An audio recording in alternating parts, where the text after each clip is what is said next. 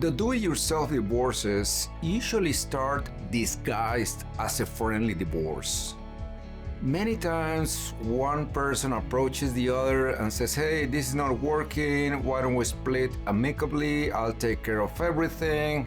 You just sign the papers. Want to go half and half? What do you think?" And normally the other person goes along and says, "Well, yeah, I understand. I realize, this is something that's been going on for a while.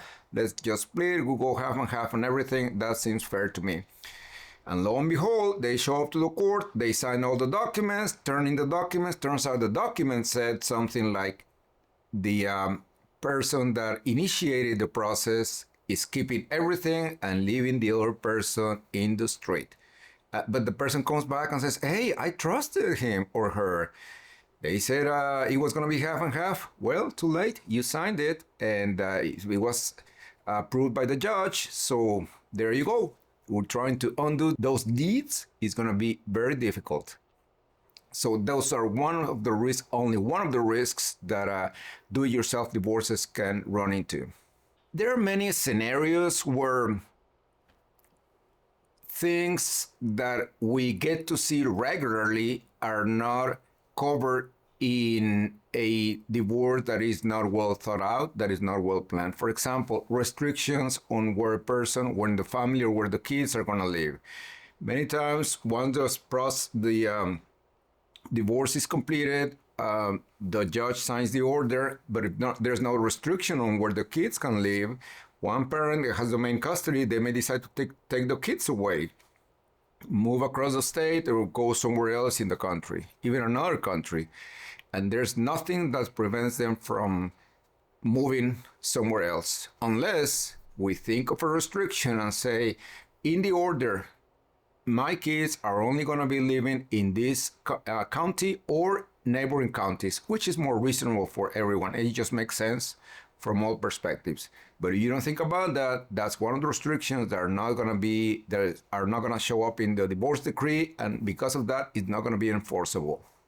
Attorneys can assist in all the steps of a divorce, from drafting a petition that meets the requirements of a court, making sure all the steps are followed correctly, notifying the other party, making sure an answer is filed on time, complying with all the procedural requirements established by the court, like discovery, meeting deadlines, mediation, filing answers within the deadlines, and even asking the court for a hearing so that the judge can hear the case and make a decision and rule on the divorce decree.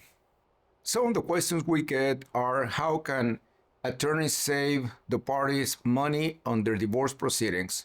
Well, first of all, when a party decides to start a divorce proceeding in court on their own, many times they're not aware of all the requirements that need to be met, or that there are certain deadlines, and they just start the case and try to find the other party.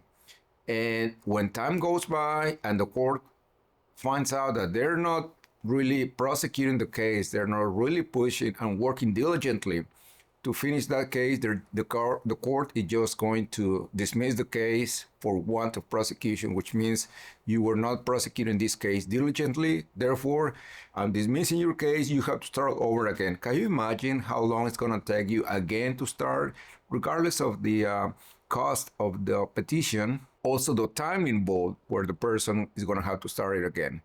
And it's frustrating. So many times, just much easier, better decision to start the process with an attorney who knows that there are certain deadlines that need to be met, that knows how to prosecute a case diligently, that knows that when there's how to work around obstacles.